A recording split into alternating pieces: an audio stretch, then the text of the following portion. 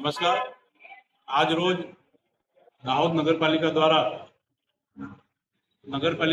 ઓચિંતી મુલાકાત લેતા અમારા ફૂડ ઇન્સ્પેક્ટરથી દબાણ વિભાગ સેનેટરી સ્ટાફ તો અવારનવાર નગરપાલિકાને ફરિયાદ મળતી હતી કે જ્યારે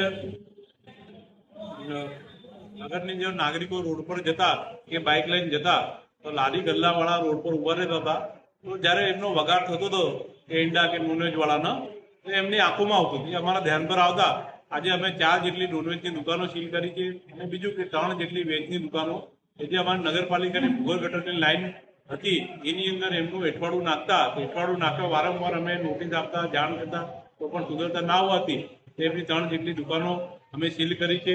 અને બીજા લારી ગલ્લાવાળાઓને અંદાજિત 10 જેટલી નોનવેજની લારી, ઈંડા લારીને અમે જપ્ત કરી છે અને અડધાને અમે કડક ચેતવણી આપી છે કે ભાઈ રોડ પર કોઈને નાગરિકો કે નગરજનોને કોઈ આંખોની અંદર તકલીફ ના પડે એમની તાકીદ આપી છે.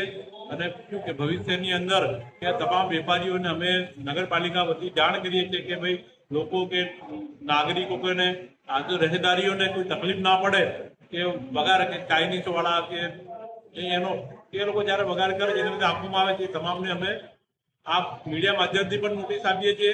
અને બીજું કે smart city Dahod smart city દ્વારા નગરપાલિકાને આજુબાજુ રોડ ફૂટપાથ બાંધ્યા છે. ફૂટપાથની અંદર લારીઓ ગલ્લાવાળા ઉભા રહે છે, લારીઓ પકોડીવાળા, ચાઇનીઝવાળા, એમના દ્વારા એટલું ગંદકી કરવામાં આવેલી હતી કે એમની સામે પણ અમે કડકમાં કડક કાર્યવાહી કરી છે કે એમને જે અમારા સારા સ્માર્ટ સિટી દ્વારા પેપર લગાવવામાં આવેલા છે તમામ ગંદા કરી નાખે. તો જે લોકો ઉભા રહેતા હતા તો તેમને અમે ત્યાંથી તાત્કાલિક હટાવીને બંધ કરાવી. જ્યાં સુધી સારામાં સારું એ લોકો દ્વારા સફાઈ કરવામાં ના આવે અને બાહેધરી પત્રક ના આપવામાં આવે ત્યાં સુધી અમે એમને ઉભા રહેવા દઈશું નહીં. અને નગરજનોના આરોગ્યને નુકસાન કરે એવું કશું પણ અમે ચલાવી લેવામાં આવશે નહીં દાહોદ નગરપાલિકા.